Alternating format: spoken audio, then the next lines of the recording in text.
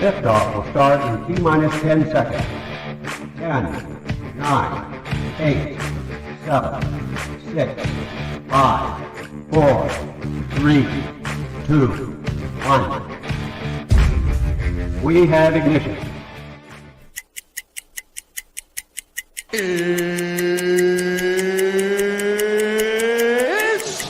time! 17 seconds from Game 7 or from championship number 6. Jordan open. Chicago with the lead. Michael got a piece of it. It comes off. The Chicago Bulls have won their 6th NBA championship. Tying run at second, 2 out. Palmero over the head of Jenks. Uribe charges, throws, out! And the White Sox have won the World Series. To the far side around the 8-yard line to Hester. Under it and to the middle with the 15 to the 20, break 3 to the 25 to the 30 to the outside. 40, midfield, 40, 30 to the coast, 20, 15, Hester 5. Oh! Touchdown!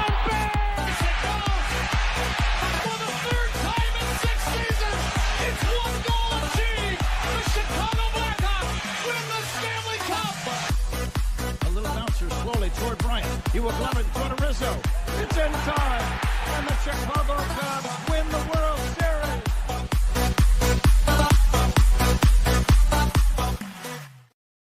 What up, what up, what up? Welcome to Shawn and Maya in the morning on this TGI Mickey Ficky Friday.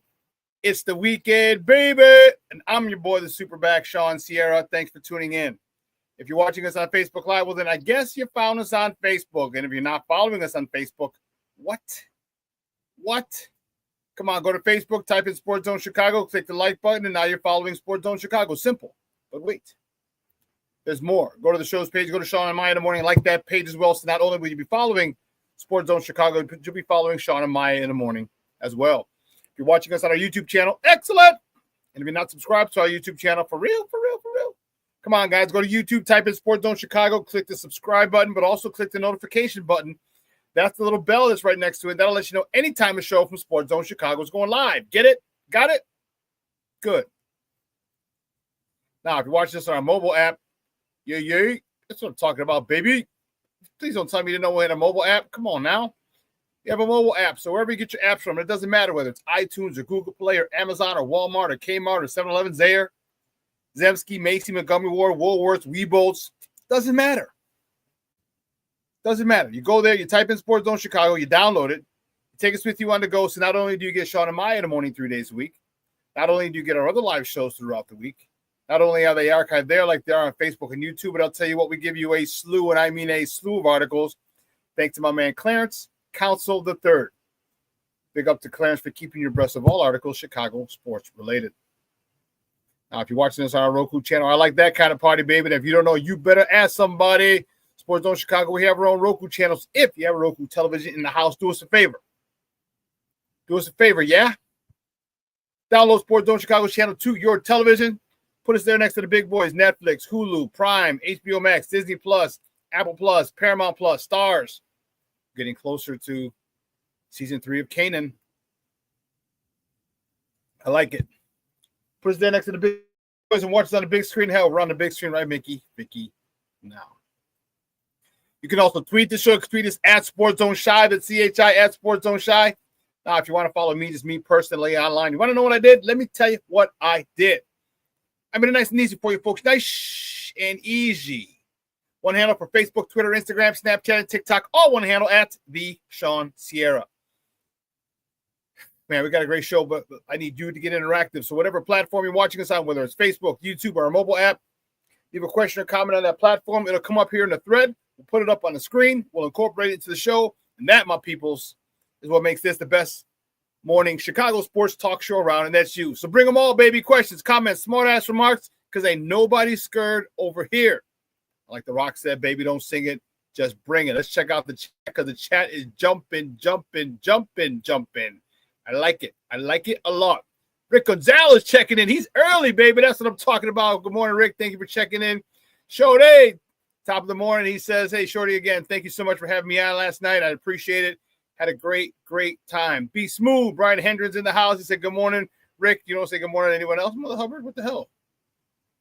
What the hell? Messed up. My man, Armando Emeterio Lara Jr. is in the house. What's up, Papa? My man, Junior. Me and Junior go back. We go way back. What we're going to do right here is go back. Michelle Walls, I thought of you, man. He says, Mickey Picky TGIF, baby. Let me tell you, Michelle. So we had burpees today. You know, every time I see burpees in the workout, I think of you. And we had 10 single dumbbell overhead squats. We had to hold the dumbbell over our head and squat, 5 each arm. After the first round, you did 2 burpees, but he did doubles. After the second round, you did 4 burpees. After the third round, you did 8 burpees. After the next round, you did 16 burpees. I got to the 16 burpees, and I had about 45 seconds left. I'm like, okay, I could have done some more overhead squats and get to the burpees.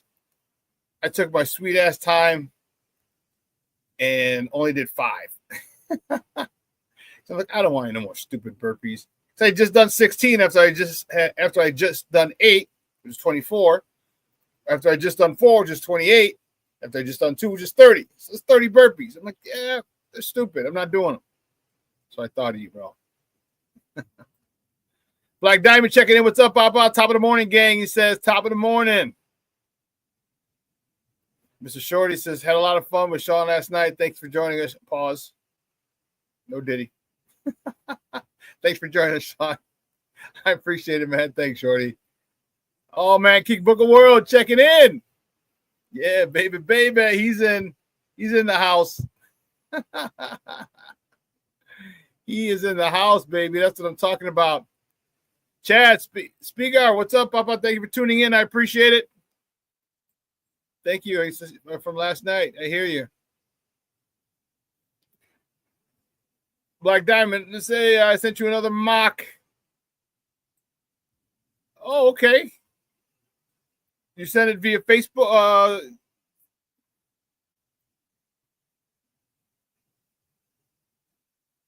Oh, I see it.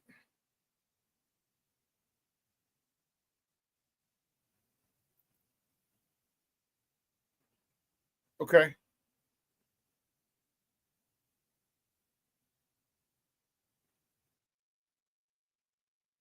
All right. I guess I see it.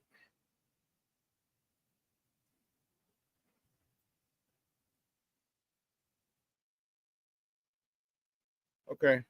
Cool, bro.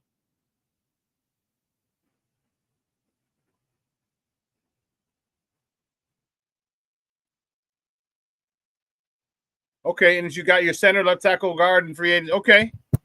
All right, I'll see. I'll put it up. Nice. Very nice. Brian says, keep reading the chat, Shawn. I say good morning to everyone, even you.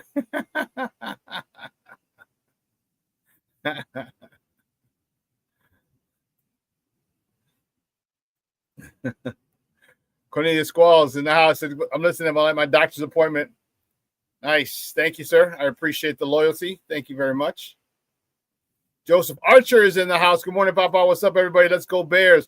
FGB. You're damn right. Bear down. That's what I'm talking about. FGB.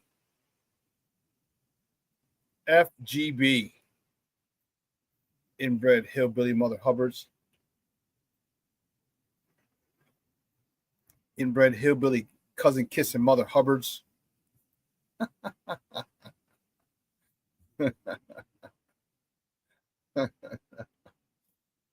Oh my God, that's awesome.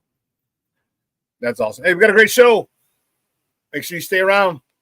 My man Frank Schwab from Yahoo Sports is going to join us. You know, I love talking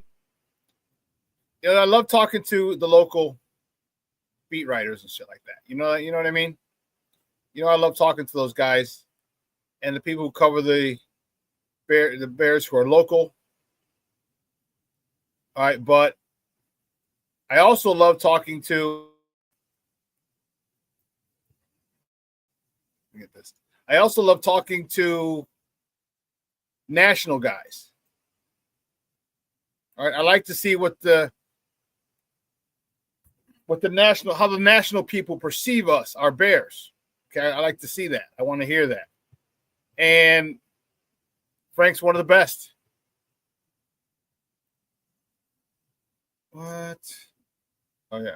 Frank's one of the best. And he's going to be on talking. We're going to talk a lot. I'm going to pepper him with questions like a son of a gun. But we're going to talk a little, Bears in general. Talk free agents. We'll talk the draft. We're going to talk his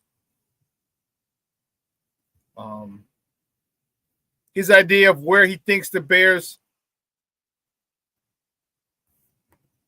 what he thinks the Bears can do this year. All right, should we all get our panties in a bunch? You know what I mean? Like, we're going to talk a whole bunch of things, Bears. So I'm excited to talk to my man, Frank Schwab. He's going to be coming around 10:15, 10:20. He's got his own podcast, so I appreciate him for coming on right after his podcast, Yahoo Sports. So it's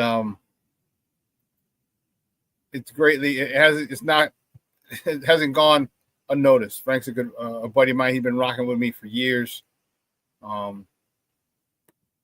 Yeah, so, and I appreciate it. Like I said, I love having him on. You just gotta, the relationships that I built in this industry are pretty cool. I have a few national guys for everything: baseball, Bob Nightingale; football, Frank Schwab; basketball, Scoop B, Brandon Scoop Robinson.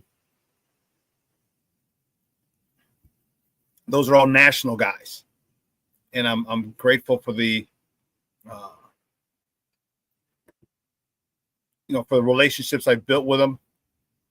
So whenever I need to talk to someone who has a 20,000 foot view of the situation and not a local guy, I have my stable of friends to call. So I'm just getting some last minute stuff in. It was crazy. But yeah, so Frank, it's going to be a good segment. Make sure you tune in. It's going to be later in the show. So you're going to want to stay tuned for that. Oh man. More people checking in. Joseph Archer, got him. Oh, Patty's in the house. Patty Lara. She's happy. Mickey, Vic, TGI Friday. It's the weekend, baby. Yes. It is the weekend. My goodness. The Plankster's checking in. He said, good morning, Shawn. Sports owners. Happy Friday morning. Bear down. Bear the freak down, baby. That's what I'm talking about.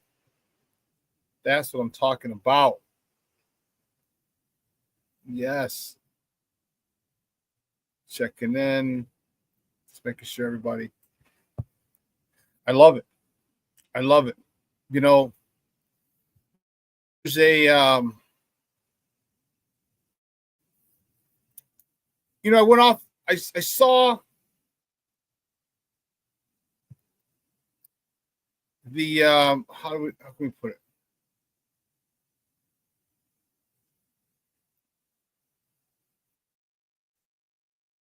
So I saw the there you go. Whenever I see cool stuff, I definitely want to share it with you. Okay? I really do. Because it's cool. And there's a lot of things that I come across that I want to share. Remember the other day, I shared the Rick Pitino going off on his team, St. John's Redmen. Remember they used to be the Red Storm, not the Redmen. That's politically incorrect. I will be canceled.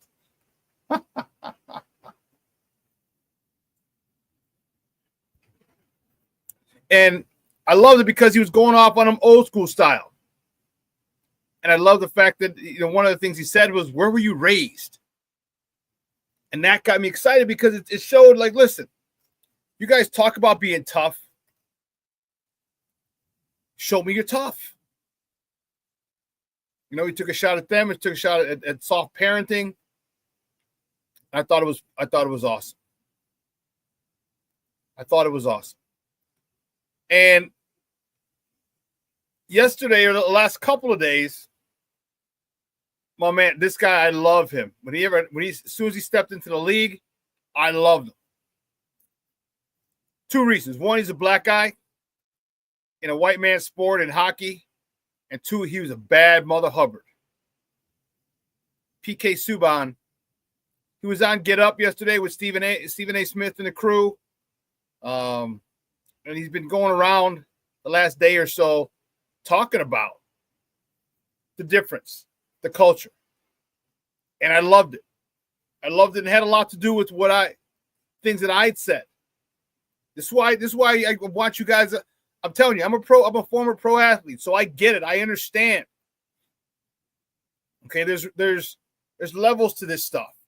And a lot of pro athletes, especially old school pro athletes, will feel the same way, which is why I give you my perspective. Definitely older. I'm 53 now. I'll be 54 this year. We were brought up in a generation at a time where things were done a certain way. Excuse me. And PK Subban, this sounded like it was going straight at LeBron. Listen. What are you playing for? Like, if you're really about it, if you're really about sports, then you're about two things: your teammates and the fans. And I'm sorry, it doesn't matter how much money you're making. When you do not show up to play, you're letting your teammates down. When you do not show up to play, you're letting the fans down that are paying you 40, 50, 60 million. I don't care if you're getting 300 million. Congratulations. But these people in here are paying $2,500 a ticket, $5,000, that are blue-collared, hardworking people. If you don't get your head wrapped around that, you shouldn't be in pro sports, because how are we going to grow? How do we expect you to be an example? What, you don't want to be? You are one. You're on the biggest stage. You just said it. They make the most money. You're an example. You got to show up.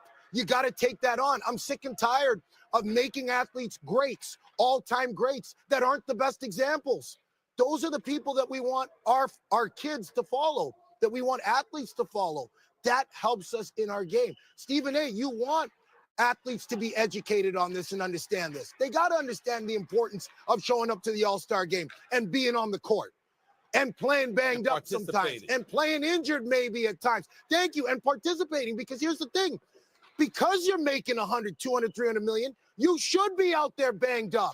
You should be. That's why we pay you, is to max out. We talk about greatness and it being the longevity of somebody's career. I don't care if you play 50 years. I want your best 10. I want you on the court dominating. I want you to go all out. I want Michael Jordan. I want Kobe. That's what I want in every sport. That's the guy that I follow. You're a different version than that, you don't get my respect. That's me, and that's my angle. That's who I am. But I think we got to be very careful on that. I loved it. That clip, courtesy of ESPN. PK Subban, I loved it. I loved it. Get your ass out there. And then some other guys were saying, oh, well, you get tired and this and this. You get tired. You get tired from playing basketball. You get tired from flying on private and charter jets and charter flights and staying in 5-star hotels, and tired of playing every other night. And of course, there's going to be some fatigue, but don't give me that shit. What are you talking about? These guys who are spending tons and tons of money. Tons and tons of money to come see you jokers play, who are working real jobs, who are paying, as PK Subban said, who are paying your $30, $40, $50 million salaries. They're spending money. And sometimes they can't even get good seats. They're in the 200 or 300 level, because that's all they can afford to take their kids, but their kids want to see you. and you don't want to play because you have load management. You don't want to be in the All-Star game when you're selected as one of the best in the league. It's literally a galaxy, a meeting of stars at the All-Star game, and you don't want to play. You don't want to participate. Remember, I talked about it earlier. How awesome! I know Dame Lillard was going for his third straight three-point title and lost to Tyler Hero. That didn't have a lot of hype around it. If you would have had Dame Lillard going against Steph Curry, that would have had a lot more hype. You could have hyped it up a hell of a lot more. But why? Steph Curry didn't want to get into it. It's frustrating. Joel Embiid came out and said he's not playing the second half of back-to-backs to begin the season. What? What kind of nonsense is that? What kind of craziness is that? Where you can just come out and say, yeah, I'm not going to. You get paid for 82 games. And that's the thing. We're not working a real job. You're not. You're living in a fantasy world. You're fortunate to play the sports that you have, and you don't give it your all. And I love that and PK Subban, if you're not familiar with hockey, PK Subban was a bad mother Hubbard. All right, he wasn't one of these rotation players or role players. He was a star. PK Subban was a star. So for him to come out, I love it. I love the fact that he came out and said that. I love it. Because when a star calls you out, it carries more weight. And Rick, you're right. I agree with you. The NBA lets them do it. It's the league's fault. I agree with you. 100%. And listen, I'm pro player to a certain extent. For the most part, I am pro player. I want the players to get their money. I want this. But God damn it, work for it. Work for it. Show that you're appreciative of them, and that's the problem. All right, people, AAU, you don't have to work for it. No defense is played. The way they changed the NBA rules, you can't play defense. Everything's given to these kids, these youngsters. And they don't work for it. They don't earn it. They don't feel appreciated. They don't appreciate it. It's an entitlement, and it's bothersome. I don't want to go to the All-Star game. You're playing basketball for a living. You're playing basketball for a living. Cornelius says maybe the NBA should have the All-Star game either after the season or before the season. Well, you can't. If it's after the season, a lot of players are going to play. Especially if you just lost in a grueling 7-game final in the Eastern Western Conference, the conference finals, and you got to come back a week and a half later. Yeah, they'd be like, nah.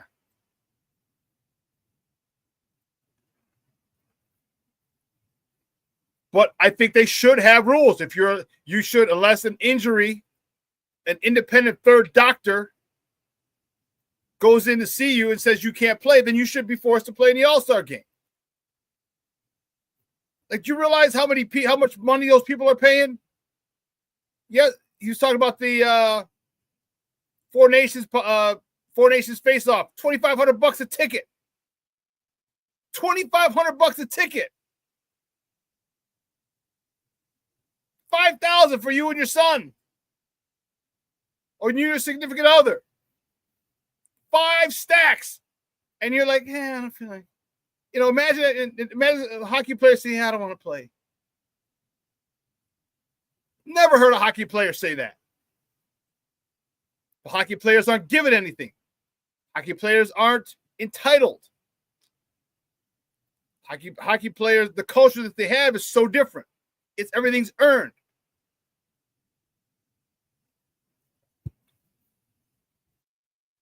It's just frustrating. Just frustrating.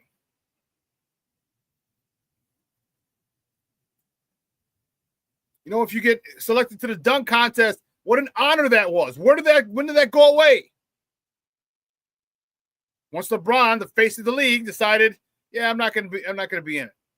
And we're not saying be in it every year. We're not saying that at all. I'm not saying that at all. What I'm saying is there are people in front of you who are the greatest, the best during their time,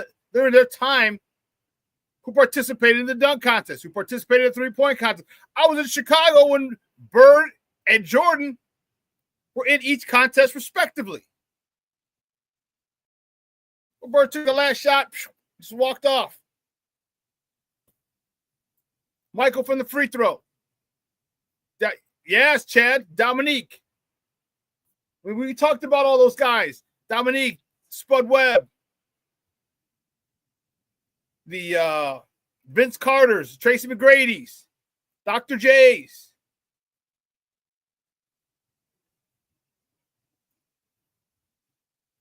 Rick, I don't know if I have it. I hope I saved it. Let me see. That was the thing that said something about Jordan. I didn't save it, you son of a biscuit. Son of a biscuit. Damn it.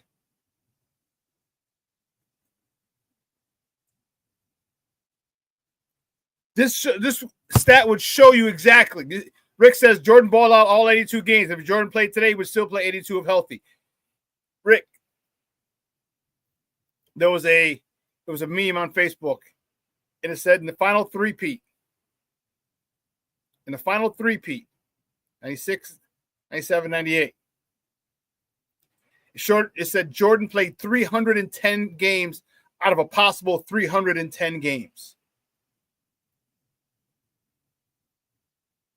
310 games out of a possible 310 games. He missed no time. He took no days off. He did not miss a game in any of the three-peats, of the final three-peats. None of them. Oh, Chat. Oh, you going back, Papa. You going back. Little Harold Miner, little baby Jordan, little D Brown with the no look and he had all 310 games he played. Because he understood people spend their hard-earned money to come see you. This might be the only time they get to see you. This might be the only time they may be able to go with their son to see you or their daughter to see you. And he didn't take that lightly. He didn't take that lightly.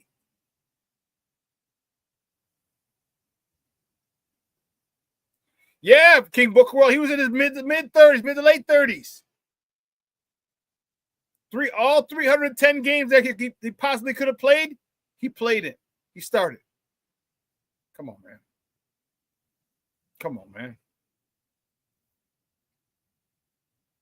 But that's insane.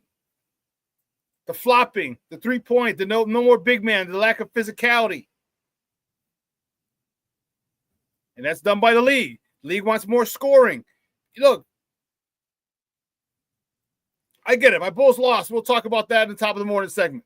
My Bulls lost yesterday. But how many times do you see guys on a fast break run to the corners? How many times do you see guys pass up a wide open, nobody in front of them layup to kick it out to the corner? It's not basketball.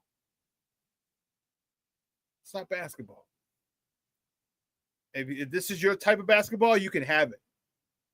But that type of mentality is what's ruining the game. That mentality is what's ruining the game. James Ford checking in. What's up, Papa? How are you? Thank you so much for tuning in. Appreciate you. Brian says the mindset of society and sports from 30 years ago and beyond is totally different than what it is today. I agree. I agree because you talk about earning it. You know, Mike talked about it.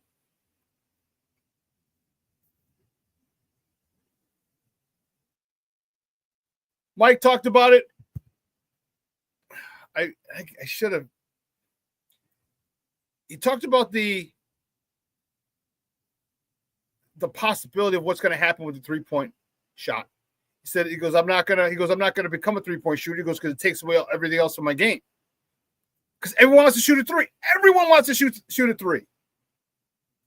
But Mike, he can dribble. He can post up, hit you with the fadeaway, hit you with the up and under. All right, kicks it off the glass. There's so many different things he could do. And remember, Michael averaged 30 when they had physicality, when they could check you, they could hand check you and body you. And he was on point.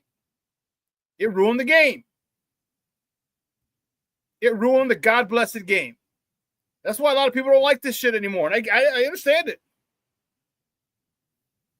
I understand it. So listen, we're going to take a quick break. On the other side of the break, I got to get the warden off to CrossFit. On the other side of the break, we actually are going to do top of the morning topics. I promise. All right? So don't go anywhere, folks. Keep it locked right here. Shawn and Maya in the morning on Sports Zone Chicago.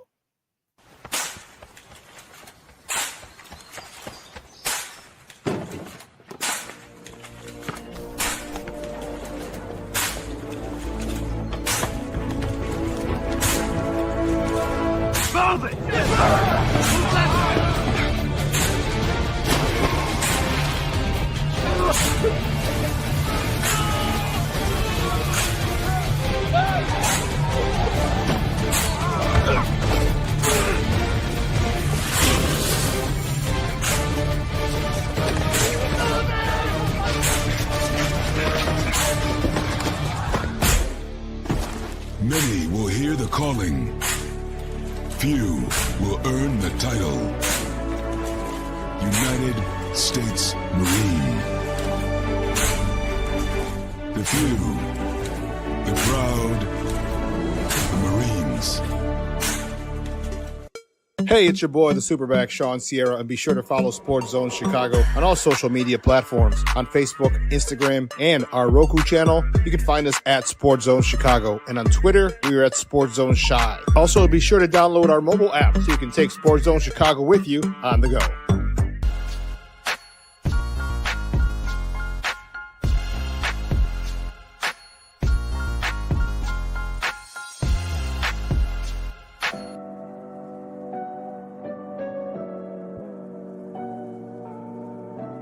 How do you take care of your mind health?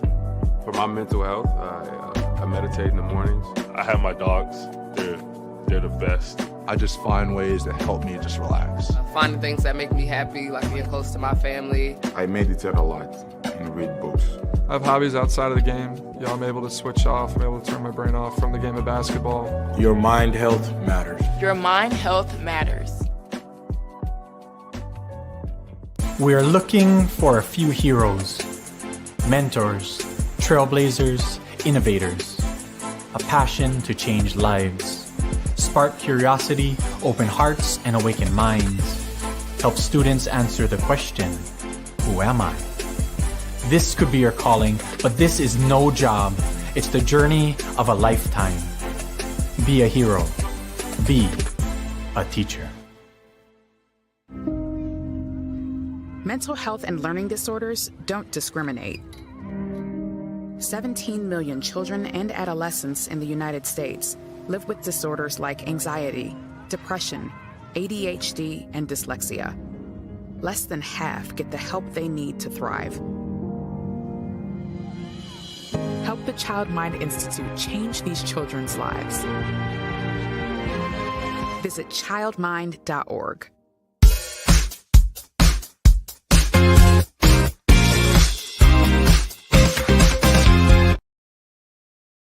Big addition this year has been Towns. Lost it, had it stripped. Giddy got a hand in there. Help by Giddy.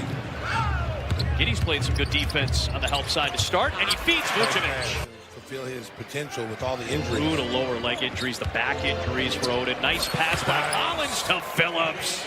And maybe that's what you need. There you go. Here's Herter, and Payne knocked that one away. Oh, man, the big guy getting dunked on. Oh, what a pass from his backside! Don't hurt him, Kevin, hurt him! Working on Buzelis. Good block by Modest. Give me that. That was key defense. Dosunmu for Ball! Oh, wow, nice play. Go get it, Lonzo Ball. Quiet night for Kobe. Trying to find some offense with the hesitation and drive and score. Oh, nice hezzy. Welcome back to Shawn and Maya in the morning on Sports Zone Chicago. Those are the boys. Those are the bullies. That clip courtesy of CHSN, Chicago Sports Network, last night. So, guys, you know how we do the first segment of every show. It's called Top of the Morning. It won't come just when you want it.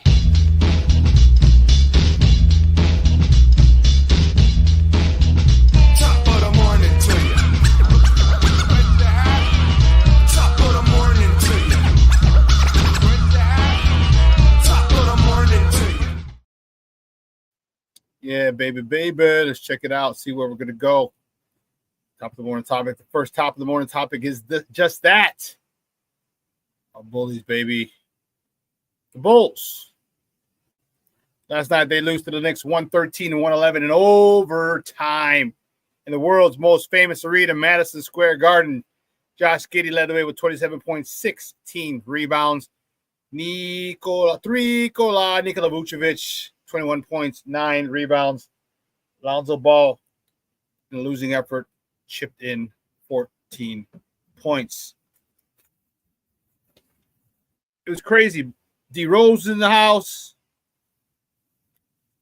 Remember, because he played for both teams. So that's pretty dope. But yeah, it was Madison Square Garden, as I said, the world's most famous arena. First game after the All-Star break. Second game after the All-Star break.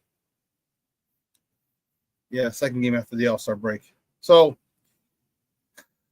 they're losing. They're doing their part to make sure that they stay in the Cooper Flag sweepstakes.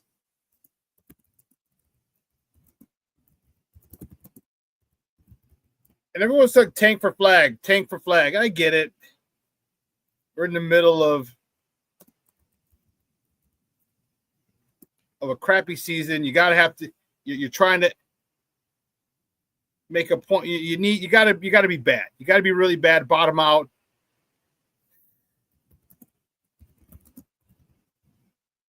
You gotta bottom out. You know.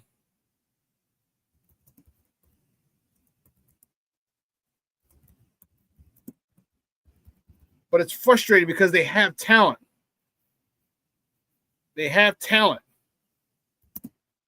But after the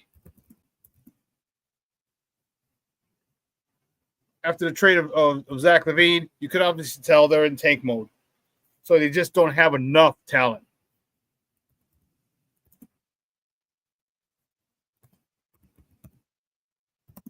Sorry. So sticking with our Bulls, the next top of the morning topic. Tomorrow, the Bulls host the Phoenix Suns. It's an afternoon affair. Hosted at the United Center. Tip-off is 4 p.m. Central. You can catch that game on Chicago Sports Network or listen to it on their flagship station, 670 a.m.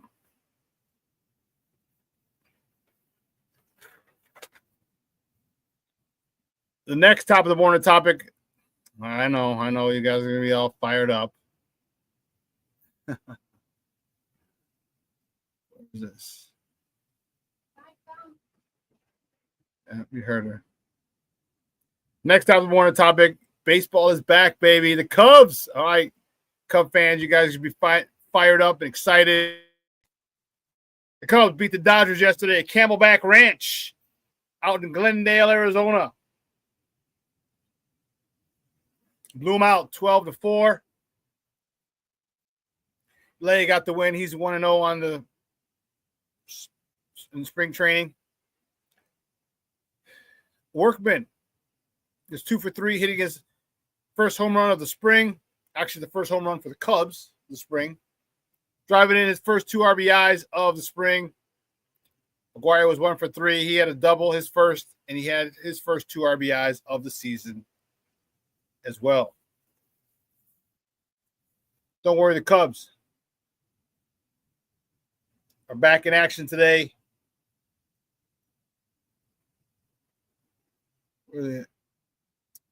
Against the same Dodgers. That game's at 2:00 p.m.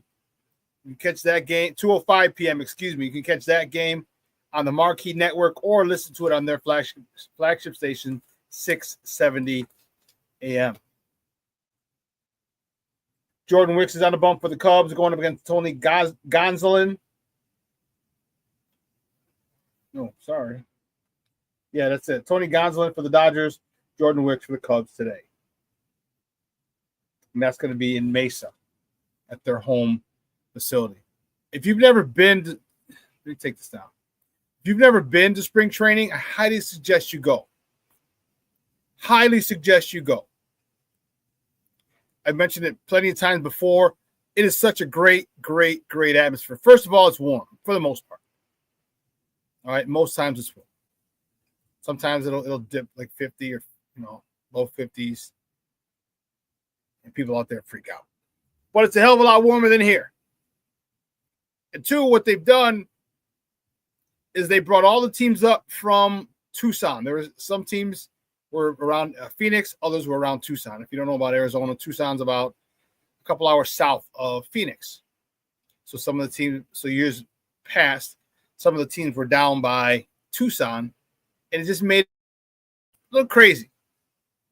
All right, so if you're around Phoenix, you got to drive a couple hours, hour and a half, 2 hours to get to Tucson or Tucson to Phoenix area. It didn't make sense. So they brought everyone in and around around Phoenix, and they built an expressway called the 101. It's like a loop, and it'll get you to every single spring training site. Is going to be off the 101. It'll take you about an hour to go around the 101. Oh, no traffic, of course.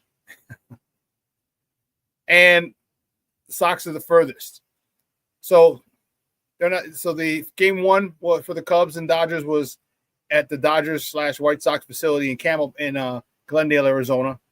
And today, game two, they're going to be in Mesa. They're going to do Hohokam Park.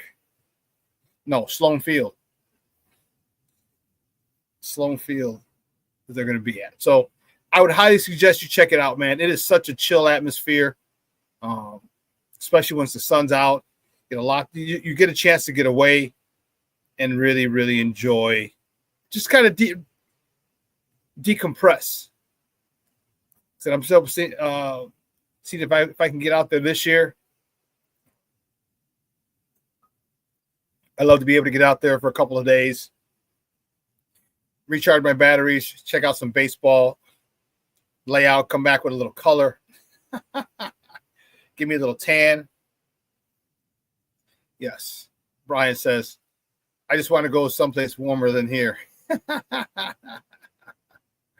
hear you. Oh, man. Ain't this a blip? The Bears. Ain't this a blip? The Bears have informed their season ticket holders that they are raising prices. Are you serious? Are you freaking serious? Damn it. Yeah. They said they plan to raise season ticket prices 10%. And this is some bullshit. Here's a message from Kevin Warren. I'll read it because it's really small. I didn't realize it was that small. Let me take this down. So first and foremost, I want to express my deepest gratitude for the lasting leadership and legacy of Virginia Hallis McCaskey, who passed away on February 6, 2025. I pray that Mrs. McCaskey will rest in peace. This is from Kevin Warren to the season ticket holders. I also want to personally thank you for your unwavering loyalty, passion, and commitment to the Chicago Bears. The positive energy at Hallis Hall is intense, determined, and palpable. As we enter an exciting time for the Chicago Bears, we are honored to share this memorable journey with you. While we did not reach our goals during the 2024 season, no shit, Sherlock. We're making clear, intentional, and strategic decisions to ensure our 2025 season meets the expectations of both our organization and our fans. Our focus will remain the same. We must perform well on the football field, continue to build a world-class business operation, and break ground on a transformative stadium. As part of our 2025 planning, we have taken diligent and deliberate steps to evaluate our overall ticketing structure. Utilizing in-depth and analytical methods is critical to creating informed organizational decisions. After careful and thoughtful consideration, incorporating market dynamics, industry trends, and a strong home schedule, an average increase of 10% for our 2025 season ticket package will be instituted. Detailed season ticket renewal information will be emailed to you later.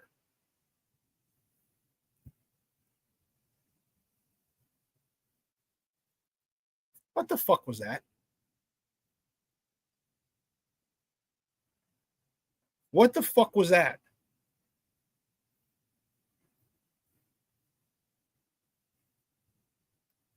He sounds like a politician. He sounds like a politician due to industries that get the fuck. Come on, man. Don't look me in the eye, piss on my shoes, and tell me it's raining, bro. Come on.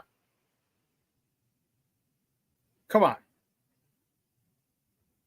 Keep it a buck with me. Yeah. In-depth analytical methods, incorporating market dynamics, industry trends, and a strong home schedule. Shut up.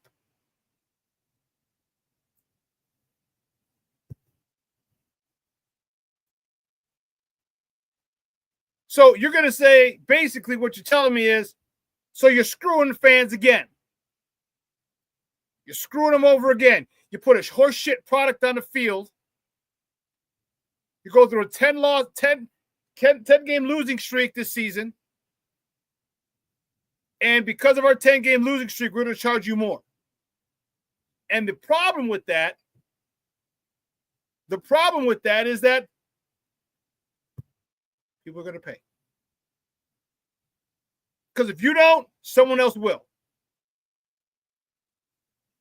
And that's the shitty part about this business, about sports. That's the crappy part. Do they give you a refund if the team sucks? Do they lower prices? Nope. Just keep paying. F you, pay me. F you, pay me.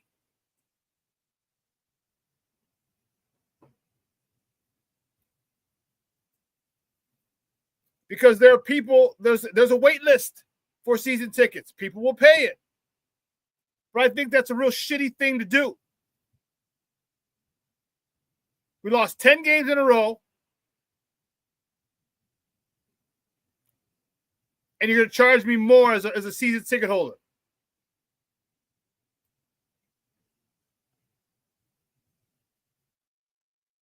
It's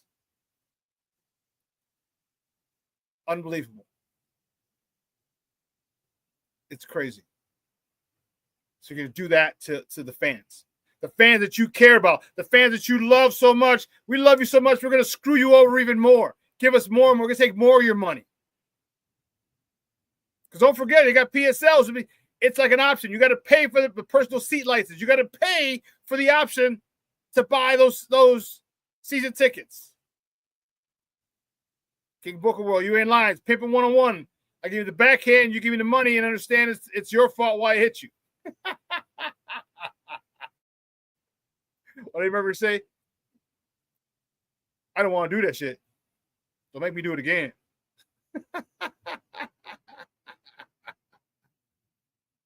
You brought that shit on yourself. And we should be the woman like, you know what? You're right. Why don't you just go to sleep and stop supporting? But people are going to buy. It doesn't matter. People are going to buy.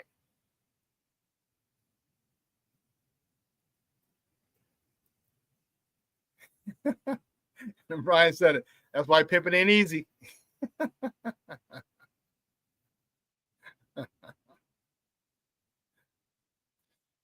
You know, and it just, you care about it so much, but yet you still do dumb shit. You still allow dumb shit to come from that organization.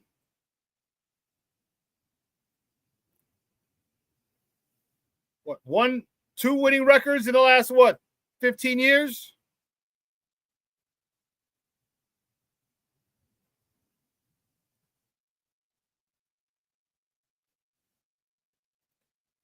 No, Chad, they read the room. They just don't give a shit.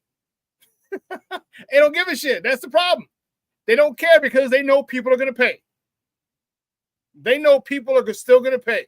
If you don't want it, guess what? We got a whole line of people. We have a huge waiting list for people waiting to buy season tickets. And the only thing that kind of irritates them and gets to them is if the stadium is empty, because the tickets are paid for. Whether you go or not, doesn't matter. They got their money already. They just don't like the optics. They don't like the optics of the stadium looking empty. So first we need to make the stadium look empty. Then you need to actually stop buying the season tickets. Season ticket sales need to drop sharply. But people won't do that. People won't do that.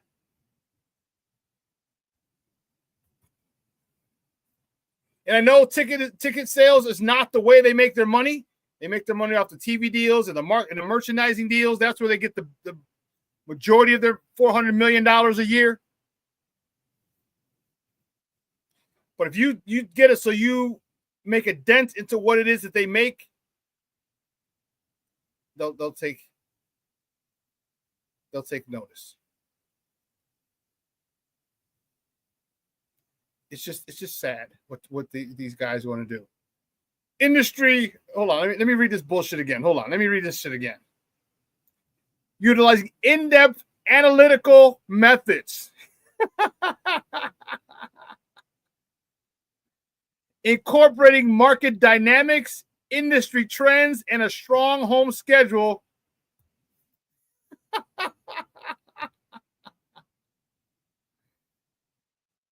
Industry trends,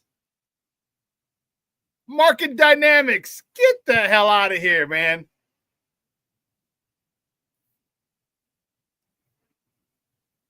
Unbelievable.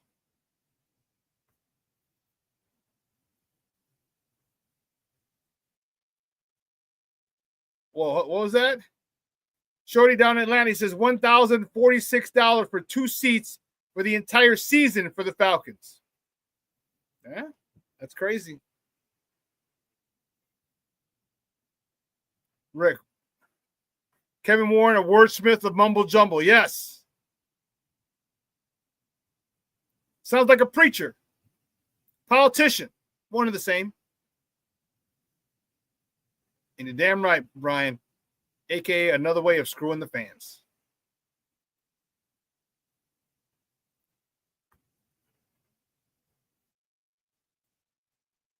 Another way of screwing the fans.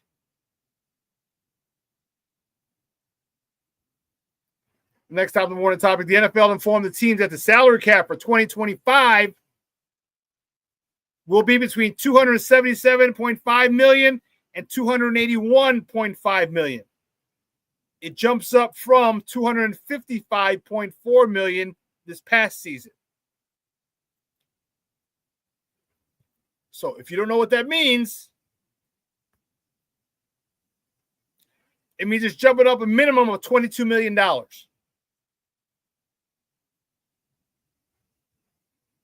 Minimum. So that's going to be an interesting situation, because now a lot more teams are going to have a lot more cap space.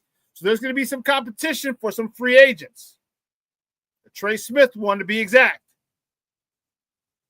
We were talking about it yesterday on Shorty's show. Patrick Mahomes got 10 years, 450 mil, 45 a year. Now you got to restructure that. 45 mil a year? That's chump change. Dak's making 60, and he sucks. With the cap jumping up, they might have room to sign Trey Smith back. They might have room to sign him. And if Kelsey retires, they'll have more cap space. But yeah, salary cap increases. Going to cause a lot of competition for the top free agents.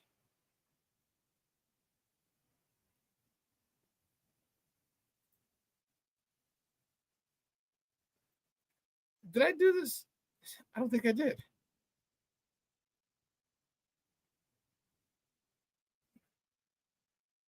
Top of the morning topic. In the Four Nations Face-Off Championship game, Canada. Oh, Canada. Oh, Canada. Oh, Canada beats the United States 4-3. No, it's not 4-3. What the hell are you doing? That's why we can't have nice things.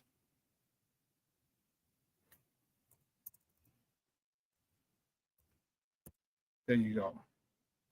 See, that's why we can't have nice things.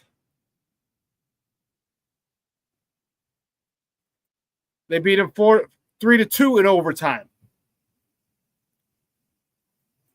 Goals by the Canadians were Nathan McKinnon, Sam Bennett, Connor McDavid. I don't know how the hell you left him open. I don't know how the heck you left him open in the slot in overtime. And he put it where Mama puts the peanut butter, top shelf, game, set, match. Canada got some revenge for a beating by the United States earlier in the tournament.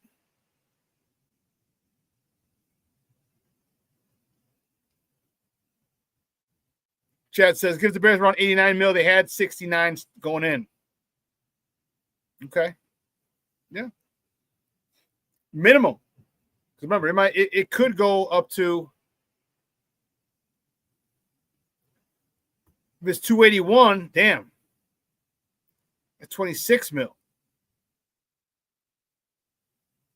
It's 26 mil. So from 22 mil to 26 mil of an increase. That's wild. Wild, wild, wild.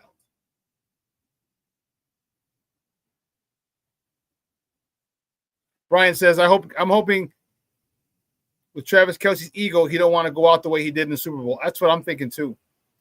But see, here's the thing, man. Let me tell you, because my last year, I didn't win a championship. I didn't win the title my last year. But I knew going into my last year that it was going to be my last year. And here's why. You never lose the love for playing the game. That's not why people retire. What you do is you lose the willingness to prepare for the season. That's when you know it's time to give it up. That's when a lot of players like this last offseason I can do. And I was the same way. It wasn't even my best offseason. Should have been, but it wasn't. It's a grind. It is a grind. So you got to get your diet right. You have to get your schedule set. You got to get up early in the mornings and work out. If that's when you work out. Okay. Now, in addition to being a father, a husband, all right, having a girlfriend, or you know what I mean, you still got to keep your social life.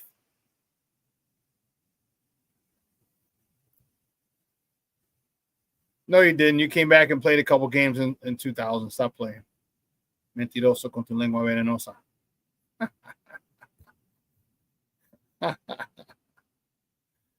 Yeah.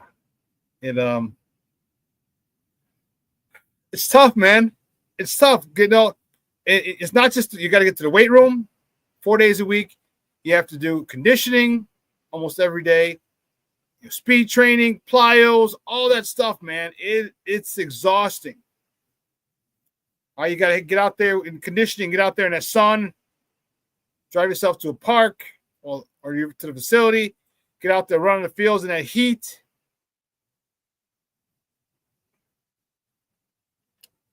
That's when you know it's time to retire. When you have no desire to do that anymore. That's how you know.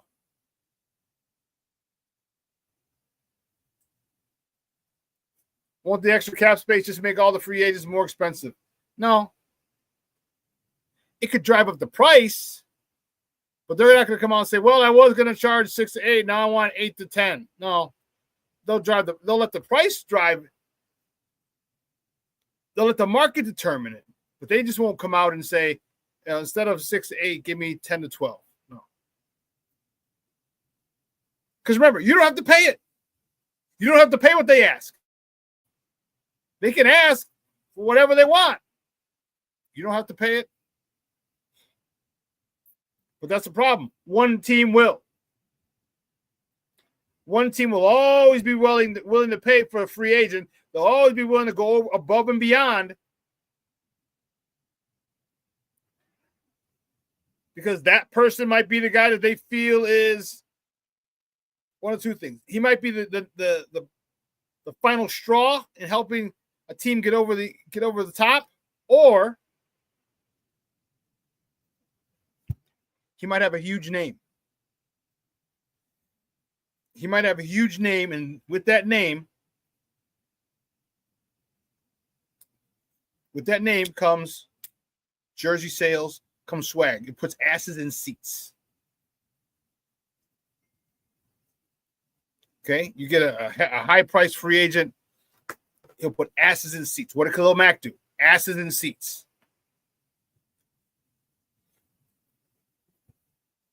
So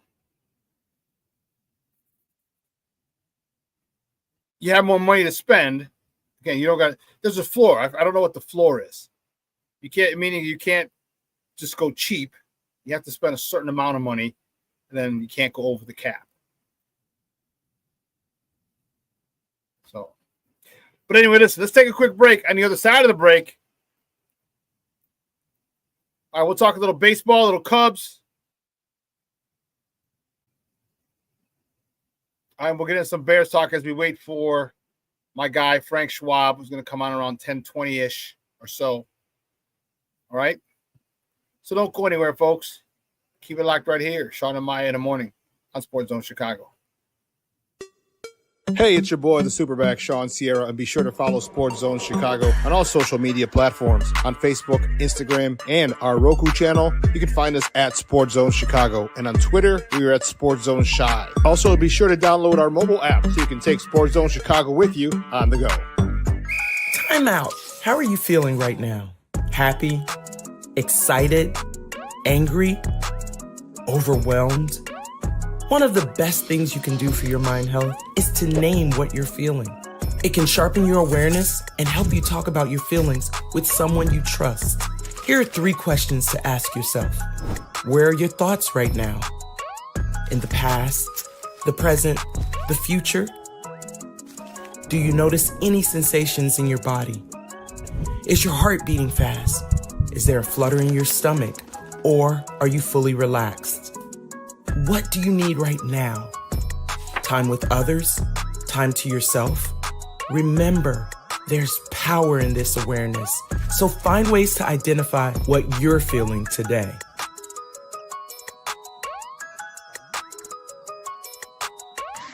Hi, guys. Hey. Hi, Megan. Hey, Jessica.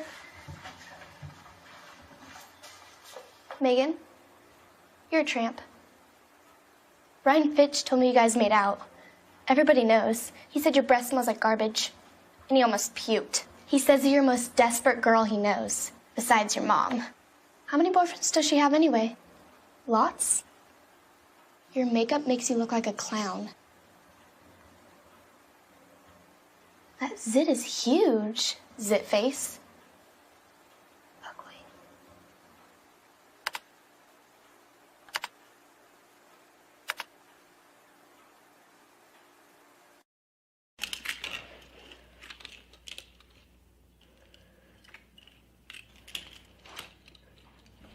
Hey, bud, what you doing? I'm playing with cars. Cars? Can you show me what a car does? Whoa, whoa, whoa, whoa, whoa. Hold on a second. First of all, this is a school zone. So you need to put down your cell phone, stop texting, and let's get to driving. Now you're coming up to a stop sign, right? You need to slow down and stop before you hit that Y line. I want you to look left, right, left. You don't want to get hit by a car going on your left, and to your right to make sure you don't get sideswiped by a guy coming from your right. You're coming, and you see a crosswalk. You better slow your horses down, because the #1 rule of driving is always yield to pedestrians. Now stop, pull over, and you are done driving. Gosh, what do they teach you kids in school nowadays?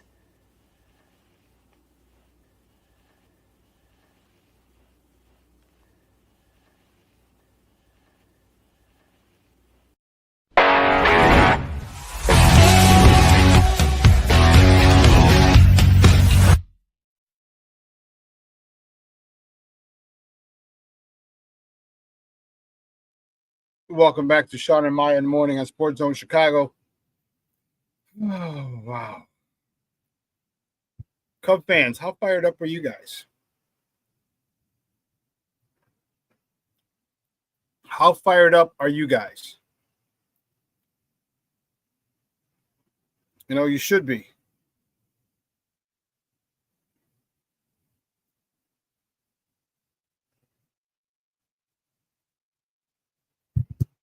Yesterday, the Cubs out in Glendale, Arizona, beat the Los Dodgers. All right, the World Series champs. All right, 12-4. I mean, it was nobody played. There was a whole bunch of AAA guys who played,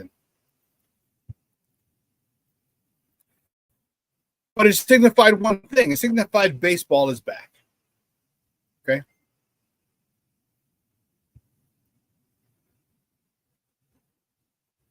It signified baseball is back. Spring, okay. Flowers blooming, new beginnings, that whole deal.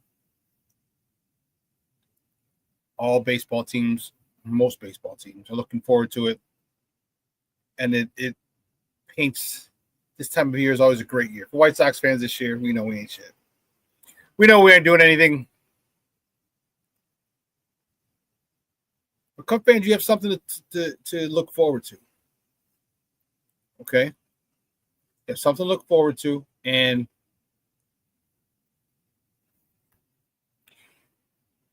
you have every reason to be excited. I think you guys are going to compete for the NL Central crown. I think you're a prohibitive favorite. I think had you gotten Bregman, you would have been undoubted favorite to win that division, but I still think you have a great shot. You should still win the NL Central. You have more than enough talent on that team. You got a great manager and great counsel. And I just need everybody to the back of their baseball cards. Just have average years.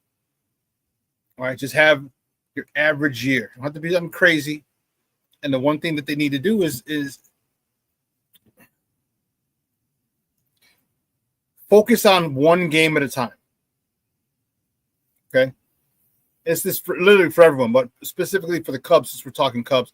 Focus on one game at a time. Don't worry. Everyone says, oh, we got 162 of these games. Yeah, but you know what? With that type of attitude, you get a little laxed. And baseball's a grind.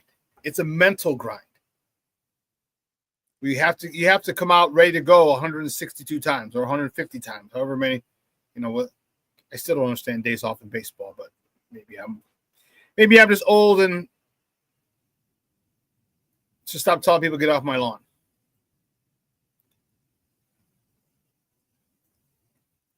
So you take days off, but you'll dress and sit in the dugout.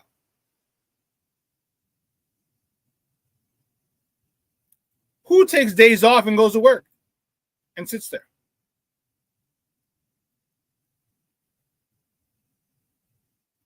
You know, who does that? Nobody. So don't take a day off and be with your team.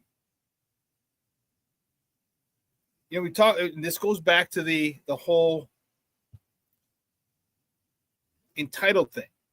You're flying in private jets, chartered jets, staying in 4 and 5 star hotels. Come on, guys.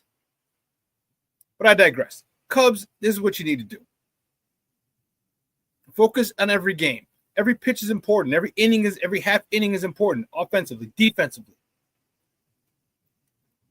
You know, to borrow a phrase from J.J. Rudd, one of my coaching colleagues, who got it from one of his coaching colleagues. If you take care of the little things, there are no big things. And the more attention you pay to detail, the more you would deal with the little things. Okay, I don't understand why they went away from bunting. But the metrics. No, you put people in a great position. You stress the defense, because I don't know what they do in spring training now, but people don't know how to handle a bunt anymore. People don't know how to handle a bunt. They don't charge it. They don't throw. They get nervous. The ball gets thrown all over the place. They can't field it. First of all, people don't know how to bunt anymore. That's for starters. That's where it does not worry about the defense. It's worried about offensively and bunting the ball. They don't teach that anymore because the metrics say it doesn't matter. This is all part of the game. This is all part of the game. And to ignore parts of the game makes your game weak, because you know what? When you need a bunt, or if you haven't worked on defending a bunt, as the season goes on, when you haven't worked on it anymore because you don't practice during the season, you just travel. You get all your work in infield practice before the game.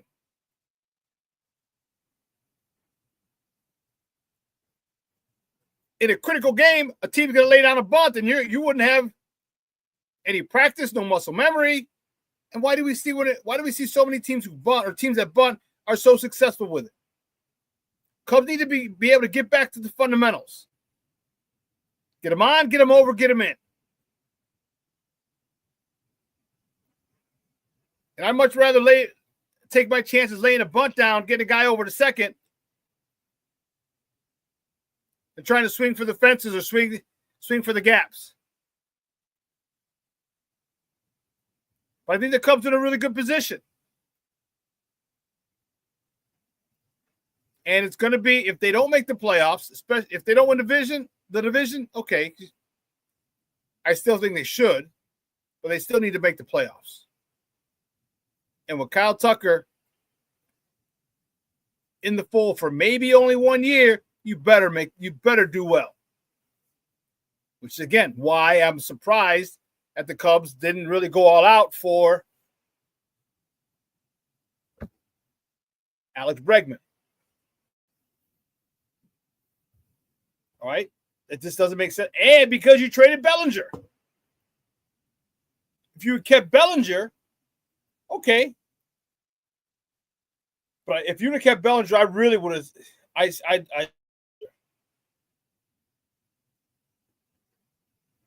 I think he's a perfect fit for here.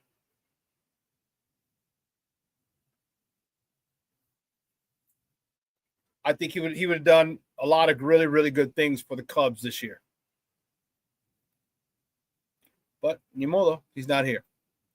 You traded him because you wanted to create some space, some salary space for Bregman, and then you don't get Bregman. Justin Turner should help. But as I was told and read, I read in a couple Cub fan friends, namely Mondo, saying how Justin doesn't even play third most of the time anymore. He's DH, but you got Seiya Suzuki, who's your DH. So where are you going to put him? You're going to put him at third, and he hasn't played third the last couple of seasons. Sorry. So you're going to put him in a position he hasn't played the last couple of seasons. Yeah, that doesn't make a lot of sense.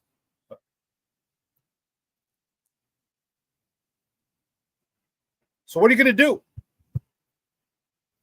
You know who I'm looking to have a really, really good year? Is PCA. PCA needs to have a really, really good year. PCA needs to be that kind of guy. He should be the leadoff guy. Here's where bunting comes in. Because if PCA gets on, most times or many times, it'll be a double. Because he can steal bases. And the great part about it is if you don't field bunts very well and the ball goes awry on a bunt, guess what? Now you got to run at second. So now if you want to bunt, I hide. This is what I don't get. People, you got to run on second, nobody out. Like, okay, that's the metrics say don't bunt. Why wouldn't you bunt? You bunt to the third baseman. You bunt right at the third baseman. All right, the pitchers, you got to put it between the pitcher and the third baseman. The pitcher's got to go get it or go that way, and then maybe he just goes to the bag, but you're going to beat the throw anyway. I just don't understand. I don't get it. If the Cubs take a much more fundamental approach, they got boppers. Dansby Swanson, although he had a rough year. All right.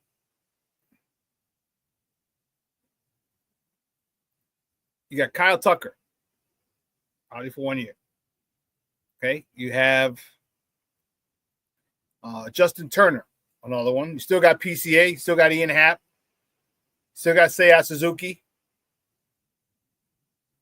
You got Matt Shaw. Now, is he going to rake? I don't know, but the kid can rake. Is he going to do it at this level? They're going to find out. So you got people who can do that. But you have people who get people over. When you need a run, do you have guys who can get you a run? Do you have excuse me. Do you have 2 or 3 guys in your lineup that can get you a bunt? They can get you 2 or 3 runs that are good contact hitters, that'll hit the ball to the right side of the field so a guy from second can go to third.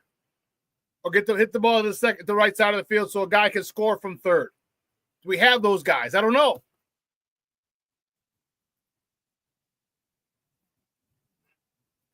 Sean Wall says hitting home runs better than bunting, period. Yeah, I hear you. I agree. But what are the chances of you hitting a home run as opposed to laying down a bunt?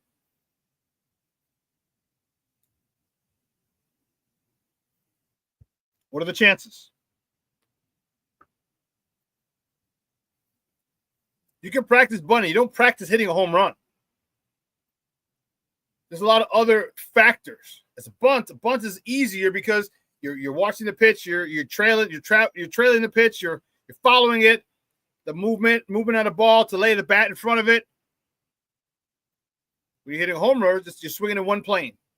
Got to pick the spot where you think the ball is going to be and swing the bat in that plane.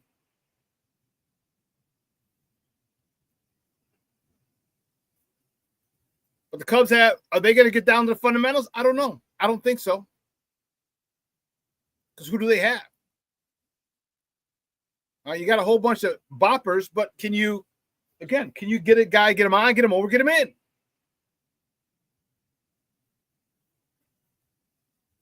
Chad, situational hitting. I agree with you. I agree. Situational hitting is paramount. Can you do it? Can you hit the ball to the right side? Can you get a base hit to the opposite field? Can you get, these are things that for some reason it just seemed like it was done more in the past. Not saying it's easy. No, not saying that at all. I'm saying you worked on situational hitting. You worked on, all right, I got 2 strikes. I got a runner, or I got a runner on second. I got to get the ball to the right side of the field. Or I got to bunt to the right side of the field. Like, you understand what needs to happen. And you do everything. You change up your stance. You change up your approach.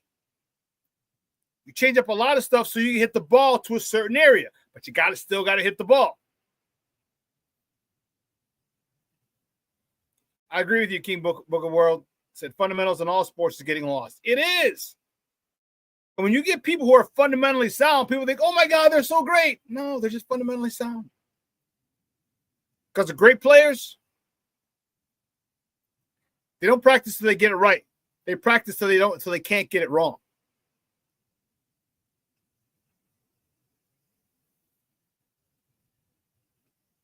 But who do you think is going to give you a problem in the NL Central? Sacrifice flies. Yeah, those are tough. But it's happened. So I don't know. But you got another game today, Cub fans. You started yesterday. I know some of you are happy. Many of you are happy. Or I should say just about all Cub fans should be happy. Baseball started. You won yesterday with a big win. I'll keep it up. Now let's get some of these guys some development time, because you're not going to see a lot of the big name stars. Like Justin Turner's not going to play much. He's going to play, just not much. And if I'm not mistaken, let's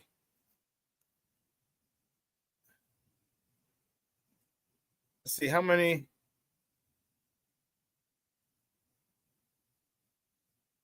I want to say there were 7.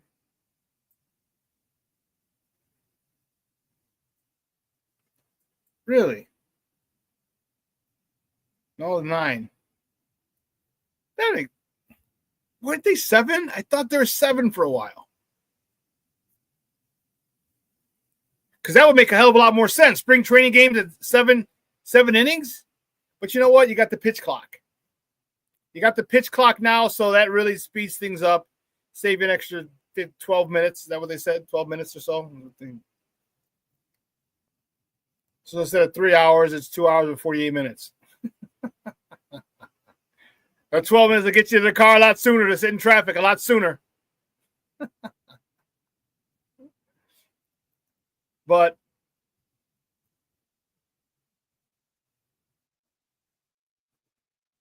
Junior said, I'm so unattached to the Cubs, putting them on the marquee network has probably hurt them. It's alienated some of the fan base. It's alienated some of the fans. But you also have to, I don't know how many fans it's alienated. Because remember, now you're special. Now you have your own network. And I think the exclusivity of the Cubs having their own network is appealing to Cub fans. Kind of like an elitist thing, like the Yankees, the Yes Network. All right, NESN, New England Sports Network, NESN. Okay. Yeah. Chad, RSNs, regional sports networks are the new wave of life. Yes. And they can charge you. They're streaming services. So if you want to watch them, like, can you watch? I got a question. Can you watch all Cub games on a marquee app? I think you can. Chad says RSNs are the new wave of life.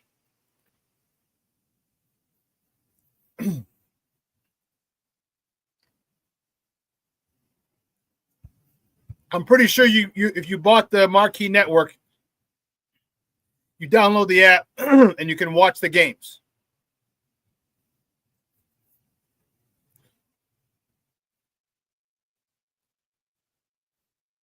Hell, Chicago Sportsnet. Chicago Sportsnet, you do the same thing. They have the ability to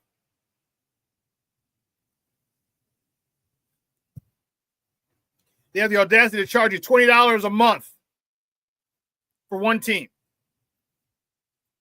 $20 a month. Who the hell you want to pay $20 a month for? The Bulls? No. The Sox? Hell no. The Blackhawks? Hell no. Or $40, you get all 3. Oh, there's a big deal. There's a huge savings. So I was spending $40 on 3 teams that suck.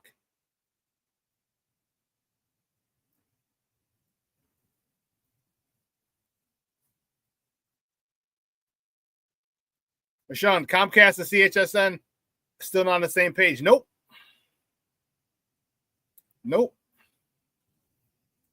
Did I show you guys? I think I did, and we talked about it, and we said it was part of it had to do with this, that the Bulls, the viewership of the Bulls has gone down. Let me see. I know I had it here. Bulls viewership is down 63% this year. They're the worst. That's the largest dip in viewership from any NBA team. The Bulls are down 63%. They're the worst. The second worst is Miami at 56. Third is Atlanta at 50. But the viewership is down. That's because Comcast, the region's top cable provider, and CHSN can't come to an agreement. And Comcast doesn't need CHSN. CHSN needs Comcast. So they can sit there and play hardball. And they might be, because remember, it used to be Comcast Sportsnet. And they were all on Comcast Sportsnet before the Cubs decided to do their own thing.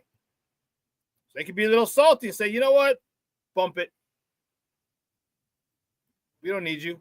We're going to ask for this, and that's that. If you don't want to, come back to the bargaining table when you're ready. They don't need Chicago Sportsnet. But anyway, we'll switch gears a little bit. I'm excited to talk to this guy. Good friend of the program. He's been rocking with us for years.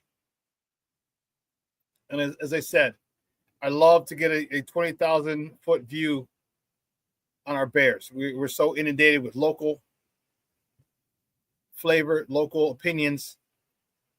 Sometimes we just need to step back. And this is why I like having him on, because he's going to give us that look from afar. How does the league look at us, our Bears? All right. Besides laughing their asses off at us the last few years. I mean, how are they looking at us now?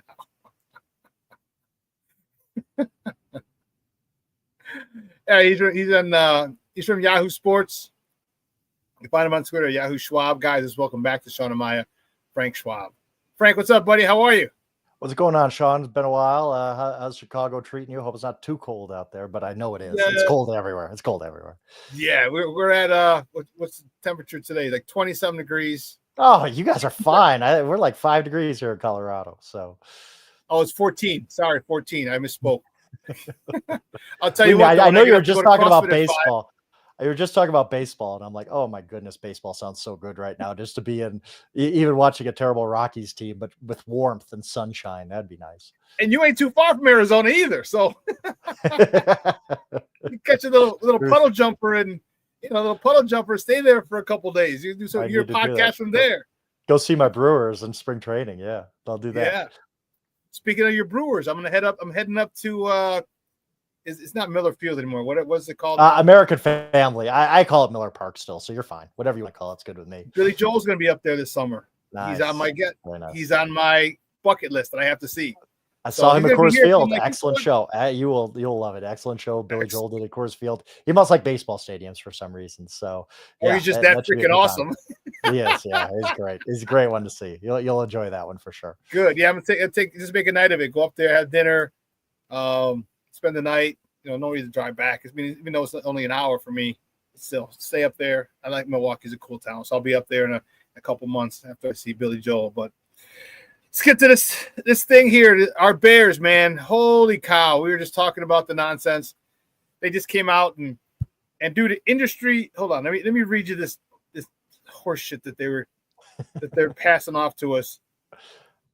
Utilizing in-depth analytical methods and incorporating market dynamics and industry trends, we're going to charge you 10% more after we lost 10 games in a row. Yeah. Don't try to fool anybody. Don't try. I hate that. Just do it. Just don't try to justify it. Everybody's prices go up. That's fine. That's what it is. You don't have to sit there and use buzzwords to try to fool everybody. You just want to make more money. That's okay. Yes. Everything's getting more expensive. It's fine, but the time to do that is not after you just had the end of the season you just had, for sure. But it's bound to happen. It happens to everybody. And yeah, that 10% on NFL season tickets these days is no joke either. Like that's a lot of money. Like that is. So I think that they're going to have to be pushing hard this idea of a better day coming forward with Ben Johnson and Caleb Williams together. I hope so. So speaking of, thank you for going right down that path. Ben Johnson, we haven't spoken obviously since that hire. Give me your thoughts on that. Is he the guy you wanted? He's the guy you thought would be the best fit for the Bears? I thought it was a great hire because, look, I can't sit here and tell you Ben Johnson's going to be a great NFL head coach. We've seen a lot of really, really smart play callers just not be able to do the head coach job. It's a different job. It's a totally different job. We've seen a lot of great play callers get so overwhelmed by the head coaching job that they give up play calling. And then it's like, well, why do we hire you? Like, what's the point? So I can't sit here and tell you Ben Johnson's going to be good as a head coach, but I can tell you it was a great hire. You have to take a shot on a guy like this. He was just, genius gets thrown around too often, but kind of a genius when it came to calling Detroit Lions offense. A guy who I think he will get the most out of Caleb Williams. I think that the offense is going to change, and I know you like this. Ben Johnson's a guy who likes to run the football. He likes to use running backs. Like they were the one team in the NFL last year that really used two running backs effectively, and he used them both very, very well. So I could see the Bears offense, the kind of approach shifting to where Caleb's not going to have to do it all. Now Caleb's going to have to morph. Ben Johnson likes to get the ball out fast. He likes to, I'm scheming this up and I want you to hit it. I don't want you holding the ball back there for 8 seconds and taking a sack at the end of it. I think Caleb Williams could do that. And I think that Ben Johnson's smart enough of a play caller to say, well, there's a big difference in styles between Jared Goff and Caleb Williams and what they do well. So I'm not going to be so rigid and this is what I need to do. I'm going to play into some of Caleb's strengths too, extending plays, using his athleticism, using his big arm. So I think Ben is going to be good enough to morph to Caleb. I think Caleb can morph to what Ben Johnson wants to do. Fantastic hire. I don't think the Bears could have done any better. Like this was it. Like even Mike Vrabel. Like I thought Mike Vrabel, if you're just in a vacuum saying who's the better head coaching candidate, I think Mike Vrabel was better just because he's done it before. I've seen the results. But for the Bears, I think getting an offensive mastermind was the right way to go. So I think this is absolutely positively the best the Bears could have done in their hire. Some of the things, some of the shenanigans, Eddie George coming out of nowhere to satisfy the Rooney rule and all that was garbage. But whatever, at the end of the day, they get Ben Johnson. And I think I just like it. I'm excited for the Bears to see what Caleb can do with a very, very good offensive coach. Me too. And it's funny because, especially in this space, if you go against someone's belief, then you're a clown or you don't know, the name calling comes out. Like I wanted Pete Carroll. He first was Ben Vrabel, but Ben Vrabel was gone in a heartbeat. But I said, give me Pete Carroll. The reason I wanted Pete Carroll was watching one of the podcasts, and Richard Sherman had said that what he did for Russ, that he really breathed life into Russ. And he was one of the reasons that the Seattle Seahawks were so good. And not just the defense, the Legion of Doom was awesome, but also Russ and the confidence and belief in Russ had in himself because of Pete Carroll.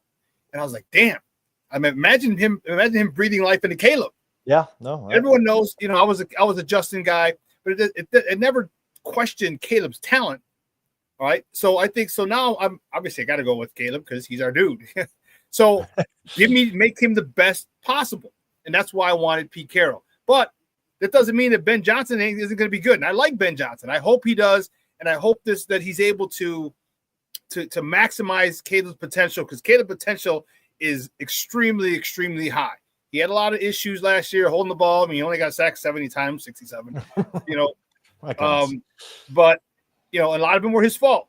So hopefully what do you see Caleb's potential as? I know we talked about it being high, but where do you see it can be a top 5 quarterback, top 10 quarterback? Where do you see, especially now that he's got Ben Johnson and he's got DJ Moore and Roma Dunze? Oh, I haven't given up on the idea that he could be a top 5 quarterback. I mean, He did struggle with some things, but the situation was bad. Like if you look at Jaden Daniels, I love Jaden Daniels. I think Jaden Daniels is a baller, right? But Jaden Daniels was stuck in a much better situation just as far as coaching goes. Like I just think that coaching staff last year was such a clown show from the beginning. The organization was that's I think the biggest thing that Caleb Williams has to overcome and Ben Johnson has to overcome is the Bears organization is kind of a joke. There's a reason that the Bears have been bad for so long. When you're a team like the Jets, when you're a team like the Jaguars, when you're a team like the Bears, that just year after year after year is disappointing, it all comes back to ownership. It all comes back to the hierarchy. And sometimes you can overcome that. The Houston Texans have kind of overcome that because you got the right coach, you got the right quarterback. So if Caleb can get, just if they can make magic together, him and Ben Johnson, I still think Caleb is going to be a great quarterback. I mean, he's got all the skills. He struggled as a rookie. There's no doubt about that. We can't say any other way, but there were also flashes where you're like, wow, okay, that was the guy who was drafted first overall. That was the guy who won a Heisman Trophy at USC. You could see it. And I just think he needs some continuity. He needs some calmness around him where you're not, making Thomas Brown an interim offensive coordinator and he has 2 good games and all of a sudden he's on the sideline and he's not calling the plays anymore. Like what? Like, what are we doing? Like, that's ridiculous. That was one of the more ridiculous mistakes I saw in the NFL. It just kind of summed up the Bears of like the one thing that's working for the Chicago Bears is Thomas Brown looks to be a pretty good play caller for Caleb Williams. And you fire Eberflus, which you had to do after the Thanksgiving fiasco. And instead of just picking anybody else on the staff to just run meetings, you pick Thomas Brown and basically screw up the one thing that was working. Like, that just kind of shows how bad the Bears are. Like, as an organization, he's going to have to overcome that. And the Bears organization has to get better. There's no question. But at his peak, Caleb Williams still has all that talent. He's still, again, flashed many, many times. The second half against the Bears on Thanksgiving or whatever game you want to pick. He had some really, really good outings. So I think Caleb could be a top 5 quarterback. I don't know if he will. There may be, this flaw of holding the ball too long and trying to do too much and just not getting the ball out. Maybe that's a fatal flaw. It could be, but I'm willing to give him the benefit of the doubt and say he was a rookie. Not all rookies are ready-made superstars like Jaden Daniels was year 1. Sometimes it takes a year or two, especially when the coaching situation around you is so bad. Definitely think that Caleb's the ceiling hasn't changed for me. Okay. Yeah, I think Caleb can be I had him top 10, maybe top 5, because there's a lot of good quarterbacks. But Caleb that's the thing. Yeah. So if he's 6, oh my God, horrible, right? If he's the 6th best quarterback in the NFL, he's a failure. He's a bust. Yeah, you're right there. You're right there next to Joe Burrow. Oh no, like I did think about that when you're like top 5. In my mind, I did flash like there are a lot of like high quarterbacks in the NFL. But I'm not saying. Look, I'm not like Caleb Williams could win an MVP award in his career. Like that. He could be number 1 at some point. He could be number 1 at some point. And that's the talent he has. I don't doubt that at all. So, but there's got to be a lot of things change around the Chicago Bears to get him there. And I think that started with the hire of Ben Johnson, to be clear.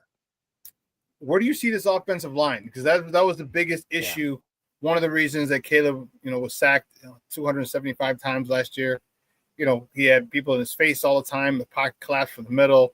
Some of it was, a lot of the sacks were his. Right? He had time and just held, and all of a sudden held too long. Where do you see this offensive? How do you see the Bears attacking this offensive line situation? Are they, the Trey Smith, the rumors came out that, or the reports that the Kansas City's not going to franchise or transition tag him, but the cap's going up. You think they're going to, how are the Bears going to attack this? Because you got to protect this kid, especially with pressure coming up the middle. Yeah, we sat here, me and you last summer and talked about, what a great situation Caleb was in. And we were both blinded by the skill positions. I'll say it for myself. I was blinded by the skill positions of like, wow, you got Rome, you got Keenan, you got DJ, you got DeAndre Swift, and this is all going to work out so well. We both forgot about the offensive line, that the offensive line was still kind of a mess and it didn't get better. It got worse. And you got to fix that. You have to fix that. Don't get him a third receiver. Get him an offensive guard. As unsexy as that is sometimes, that's what you need. I'd be stunned if the Bears' first phone call free agency isn't to Trey Smith. Like that's the exact guy they need. Now, I don't know if they're going to be able to sign him. A lot of teams have a lot of cap room, and every team could use a Trey Smith. But if you could land a guy like him, all of a sudden it kind of changes like you just need to add one piece like that to really solidify your offensive line, because you already have some talent on the line, Broderick, for sure, to start with. You don't need 5 offensive linemen. You just need to bolster yourself in a couple of weak spots. And I don't think there's a better fit in free agency, maybe like T. Higgins to Washington or something like that. But Trey Smith to the Bears just makes so much sense on so many levels that I'd be stunned if the Bears don't make him a very aggressive offer. Now, the Patriots might come over the top and say, guys, we have twice the cap space as you do. We'll pay him way more than you can. And that you just lose him that way. But in looking at the free agents this offseason, I think there's a lot of good options. Like there's a lot of good options along the line. It's one place where free agency is kind of strangely deep. And so is the draft. This draft is not very good. I don't think anyway. I think that a lot of spots you're like, this receiver class isn't as good as the one before. There's a few tight ends. That's pretty good. Running back, whatever. There's one guy in the first round. A lot of good second round guys. I think the Bears will be in on that market too. But you look at it and say this draft isn't very good. But what is the draft very good in? It's offensive line. Like a lot of these tweeners who can come in and, hey, yeah, you might be a tackle, but you might be a guard too. And I think the Bears need those versatile type of guys. I think they'll draft one of those guys. You could double dip. You can sign Trey Smith and draft a first round offensive lineman. Why not? Like get protection for Caleb. You might along the way. I feel the same way about the Patriots too. The Patriots have a million things that they have to fix. But if you just tell me that the Patriots fix the offensive line, get him a receiver or two, and you lose a bunch of like 38, 31 games because your defense stinks, I'm okay with that result because you've helped your rookie quarterback. You're putting up 31 points. Exactly. I feel the same way about the Bears, where if you don't address a lot of the defensive needs that are still there, I'm almost okay with that because the defense isn't a fiasco or anything. Right. But you've put your rookie quarterback in a position to succeed, and now you can fix the defense in maybe 2026. I think this whole offseason has to still be about Caleb, what help he needs. And if you got to double dip free agency draft to get him another running back, to get him a couple of offensive linemen, maybe do get that third receiver that'll be out there, Chris Godwin or somebody like that. I'm totally for that with the Bears and kind of ignore the defense. You can't fill all the holes in one offseason. I'd be fine with the Bears just saying this offseason is all about the offensive line in front of Caleb. Okay. I have no problem with that at all. Do you see our general manager, Ryan Poles, as being on the hot seat? He almost has to be. Shawn, why didn't they dump him? I don't like, they just do this thing, the Bears, and that video went very viral a couple of months ago of they never have a quarterback, general manager, and head coach all aligned at once. It's always like, well, this general manager brought in this quarterback and this head coach inherited this quarterback. And now the general manager changes. So he's working with a head coach he doesn't like. And now the head coach has to change to get the general manager's guy. I don't know. You had a chance. And this is nothing even against Ryan Poles, who I think has done some good things. But I also think it would have been fine to just start over with him to say, who do you want to work with, Ben? And to have two guys aligned at the same time, kind of the Kyle Shanahan, John Lynch model, where both guys came in at the same time. Both guys have the same vision. They both work well together. Now you're trying to shoehorn this in. And if it doesn't work, I do think Ryan Poles is on the hot seat and he's going to be gone in a year. And what good did that do you? Like why didn't you just get Ben's guy right away? He could kind of grow with. I thought it was a mistake. I really did. I thought it was a mistake by the Bears to not just start over a general manager. And again, that's not even against Ryan Poles. I don't think he's done a terrible job, but it was a chance to just start over. And you're not changing the quarterback, obviously. You're inheriting him, but you could have had head coach, general manager be on the same page from day one. I think that's important. And the Bears decided against it. So I think Ryan Poles definitely has to have a good offseason. And I think if the Bears have another losing record, I think that's kind of the next move, right? Like you got to look very closely at Ryan Poles, whether he comes back next year. So then give me your thoughts on this, because there were reports from Courtney Cronin from ESPN Chicago. Very good where reporter, she said that the Bears were expected to extend Ryan Poles so he's on the same timeline as Ben Johnson. And I'm like, see, for me, here's why I wanted Ryan Poles gone. Okay, I like a lot of the things he did, but it's every year his third round picks suck. Okay, they just Bayless Jones Jr. terrible. Oof, he's had some misses. Yeah. I forgot who the other third round one that was. It eludes me. But the fact is, he didn't dedicate, former offensive lineman, didn't dedicate draft capital to the offensive line. He didn't. Like, we didn't need Roma Dunze. Roma Dunze is nice. We needed someone to help protect Caleb. And stuff like that is what bothers me. It's the philosophy of, you protect your, you have a house. Your first check every month is the mortgage. The second is the insurance. Yeah. You better protect that son of a gun.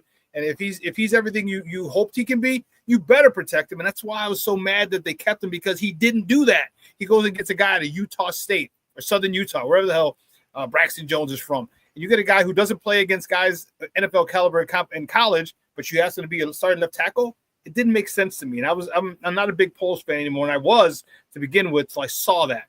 So I'm hoping he decides maybe Ben Johnson. How much input do you think Ben Johnson is going to have with because I know in the press conference he said I'm going to have fun working with Ryan to acquire players. You think he's going to have a loud voice in there and kind of get his way since he's new?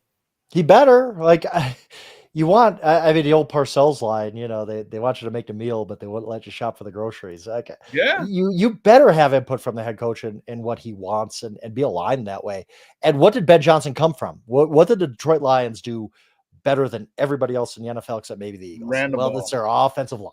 Their offensive line was awesome. Like from Penny Sewell, they just kept adding to the offensive line because you could never have enough offensive linemen. So I think that is going to be a big thing. Like, I can't imagine Ben Johnson coming from that situation isn't all in on the offensive line and building it from there out. And yes, and running the ball behind that great offensive line. And not everybody's going to be Penei Sewell. I get that, but you can still build up that offensive line to the point where it's good. And I can't imagine a scenario where Ben Johnson is not a big voice in that room. He may be a rookie head coach and has never been a GM before, but he knows what he wants. He knows what he prefers, and he better be a big part of that. You can't just be separated. You can't just. I think that Ben Johnson is going to have a huge influence on who they draft, who they sign, how they allocate their resources, because it should be that way. These guys should be working in tandem together. Maybe Poles has a final say, but he better be with a lot of Ben Johnson in his ear saying, this is the guy I want because this is the way I want to run my offense. Yeah, and I'm looking forward to that. And I really want seeing Ben Johnson, and from listening to a lot of people who played for him, they're like he's like over the top. And Sylvester Stallone, like, he's a great guy, very family man, but on that football field in that facility, that hat turns around and he's all business, and he's a psycho, and I love it. And I think that's what they need. And I hope incredibly detail oriented. Like, he is. Everything you hear about Ben Johnson's good. Like, if I had to buy stock, I'd buy stock in Ben Johnson as a head coach, because why not? Like, he seems to me like, it's hard to throw this around, but the next McVay, where just an offensive genius everybody raves about, and then also could do the head coaching job. Like, there's no guarantee. Like, it might be Adam Gase. We don't know, but I think that I'd buy stock in Ben Johnson right now. Yeah, I think that was, as I said, a great hire. And I think that he's going to have a big influence on everything that organization does, and hopefully, honestly, fix that organization and bring it up to a better culture than they've had in the last however many 39 years since they've won the last Super Bowl. Yeah, next time, and not fire their coach after it goes 10-6. I'll get me started on the Lovely Smith thing. I'm looking forward to the way it's going to happen. I think Kevin Warren plays a big role in it. I think he had a big voice in saying, "Hey, you got to go pay Ben $13 million." That surprised me. I'm glad you brought that up, because I thought that was a good sign, because what was said early in the process is the Bears aren't going to spend on a high-end coach, and I just shook my head. Like, what are you doing? Two coaches at the same time. Right. Like, this is ridiculous. Like, the one thing NFL teams do wrong, I believe, is they don't pay coaches. Like, we're talking about, oh my goodness, $13 million on a head coach. Like, the head coach and quarterback and the general manager too, are the three most important people in your organization. We're paying quarterbacks $55 million. We're worried about paying a head coach 13 when there's no salary cap on coaches. Yep. The Bears, that's what I'm glad that they kind of, however that got out there and leaked out there, I'm glad that they either that was untrue or that they changed their mind, because at some point you need to say, if we want to be a real contender, if we want to be a good organization, we have to pay Ben Johnson $13 million a year, because it's just money. It's not the cap. Like, we're just paying a guy. Like, we're not hamstringing ourselves otherwise. If you pay Trey Smith $30 million a year to be your guard, that has ramifications with the cap. If you pay Ben Johnson $13 million a year to be your head coach and get the number one guy on your wish list, that doesn't hurt you in any way other than your accountant is going to be like, you're paying this guy a lot of money. So I think I like the fact that the Bears got out the checkbook and not just went cheap and said, well, Kellen Moore is half the price. Well, you get what you pay for. And I think that paying for Ben Johnson was a huge, huge deal just in the Bears making a statement that we want to be a winning organization and we're finally ready to allocate the resources to it. I think it made a huge step in I think that's exactly what they said. Because now you see he was the belle of the ball. Everybody wanted Ben Johnson. He was a dude, and you know what? And you went out, you paid him, but not just that. He wanted us too. You know what I mean? You can get someone all you want and offered. He didn't have to take the money. He didn't have to take $13 million. He could have taken 12 from someone else. Could have gone to Raiders. Raiders $1 million, but he wanted us. And I think that's it. And I think because Kevin Warren, Mister, I'm going to charge you an extra 10% due to, analytics. I think he had a big part in it to make this, to say, hey, listen, we are, we're not, the McCaskies aren't running this shit anymore. I'm running this. And I think that's a huge thing for players, for free agents when they see this, because players talk. Yeah. Who's the one receiver who's on a podcast and said the worst situation he had was when he came to the Bears. They're one of the worst organizations. Remember that? I hadn't seen that. Wow. I was on. I forgot whose podcast it was on. He said the worst situation was when I came to Chicago. It was the worst organization. They're a joke. Mm-hmm. And now I think they're starting to change that with like the McCaskies aren't running it. Football guys are running it, and we're going to do it the right way. And I think that speaks volumes to free agents who want to come here, guys when they get drafted here. Okay, and I'm looking forward to a new day where people don't look at us and laugh like you had a 14-game losing streak and a 10-game losing streak. I'm tired of being the butt of the jokes anymore. I used to say Detroit's going to Detroit themselves, and at the end of every game, all right, at the end of every game, they're going to do something stupid and lose it. Now, last year, I was like, the Bears are going to Bears themselves because they did. So it's good that we're finally trying to come out of it and act like a real organization. You should. You're the charter franchise of the NFL. Right. So, right. Yeah. Yeah. We don't think of the Bears being like the Daniel Snyder of Washington or Woody Johnson Jets or all these, but they kind of are. Like at some point, this whole we've never had a 4,000-yard quarterback. Well, there's a reason for that. It's not just bad luck every single year. There's a reason that you haven't won a Super Bowl in 39 years. There's a reason after you're the innovator of the forward pass, but Sid Luckman. Right? Like we just think of this Bears as this historic franchise. In many ways, they are, but they get a pass where other franchises don't. Like we're not going to get the Jaguars any pass. They stink and we dunk on them every day. But the Bears have been just as bad, and you've got to change that. You have to, like you said, maybe this is the dawn of a new day where Ben Johnson comes in. You opened up the wallet for him. You do have a quarterback. You can feel good about going forward. Don't screw him up. You have a team that I thought was aggressive. Like it didn't work out the way you wanted it to, but last offseason they were aggressive. This wasn't a team that was sitting back in the weeds. Like they went out and signed dudes. They went and traded for Keelan Allen. And yeah, it didn't all work out as everybody hoped, but it just showed the mentality of we want to be a winner. We want to take advantage of this window we're going to have with this number 1 overall pick at quarterback. So maybe things are changing around Chicago to finally look. 6 years ago, Detroit was coached by Matt Patricia, and they were still the worst organization in the NFL. Today, what do NFL teams talk about now? How could we be more like Detroit? They could change that quick. It could change quick. They changed the entire perception of themselves with a couple of good hires. Holmes is an awesome GM. Ownership is kind of figured out. Like I need to let our football guys be the football guys. Dan Campbell has been the face of the franchise in a great, great way for them. Change the culture in the locker room. The same could happen to the Bears. Same could happen to any franchise if you put your mind to it, not just keep doing the same dumb mistakes. Football is like life. Life is choices. Choose wisely. And the Detroit Lions have. And I was at one of the games and I did a little recap afterwards. I said, Detroit Lions, when they lost it at home, the Bears, Detroit's probably the best team in the NFL. I said, I never thought I'd ever say that in my lifetime. Ever. And not just the best team because you have a bunch of talent, but the kind of the model franchise of the NFL in some ways. Like there are teams out there. There are teams out there's a reason both of their coordinators got head coaching jobs. There were only 7 openings. Like there's a reason why everybody's looking at the guys under Brad Holmes and being like, can we get any of his assistants? And how are the Lions doing things? Like nobody in the history of the NFL ever said, how are the Lions doing things? But that's what NFL teams are talking about now. How can we replicate what the Lions are doing? And again, same could happen to the Bears. We could look up in 3 years and be like, they made the right choices. They got the right people in place. They started winning on the field. That helps too. And to the point where we look at the Bears as a model organization. It can happen to anybody. You just have to be smarter with some of the things you do.